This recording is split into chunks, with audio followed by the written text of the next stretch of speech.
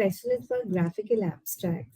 Today, graphical abstracts are very popular, with many journals either mandating it or recommending it.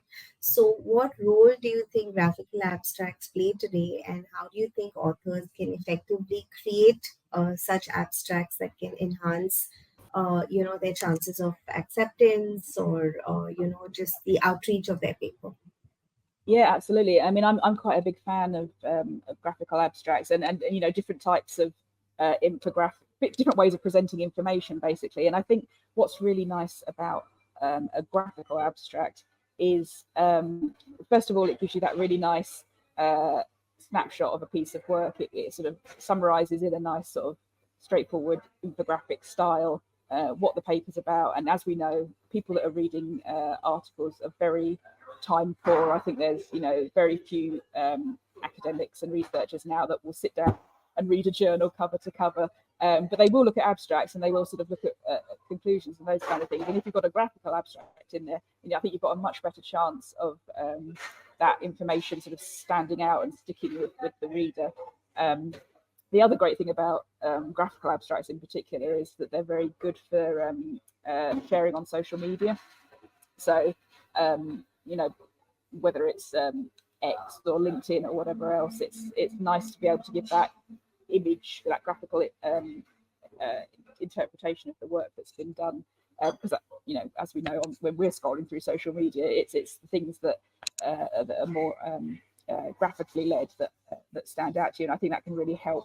I think there's even been studies and so forth done about the usage of papers that have graphical abstracts, or different types of abstracts. There's other options as well, but thinking about graphical abstracts in particular, improving the readership of a particular article and the reach that it then has, because if people see it on social media, they share it with their colleagues and so on and so forth. That being said, I think they are a skill to do, and I think a lot of journals are now starting to either, as you say, mandate them or certainly encourage them alongside a particular piece of work.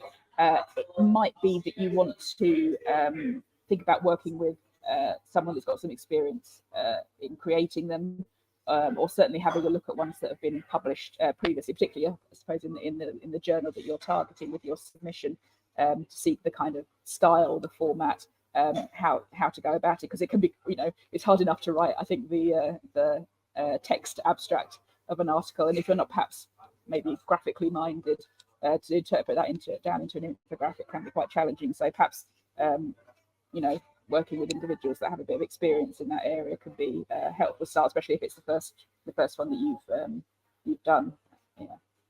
The quality can be quite varied from having received graphical abstracts in the past. The quality can be quite variable. So right. I think it's just that some people are less or more comfortable with visual design and tech. Yeah, absolutely. I'm a text person, so I would never. I would definitely work with somebody else to help me to do it.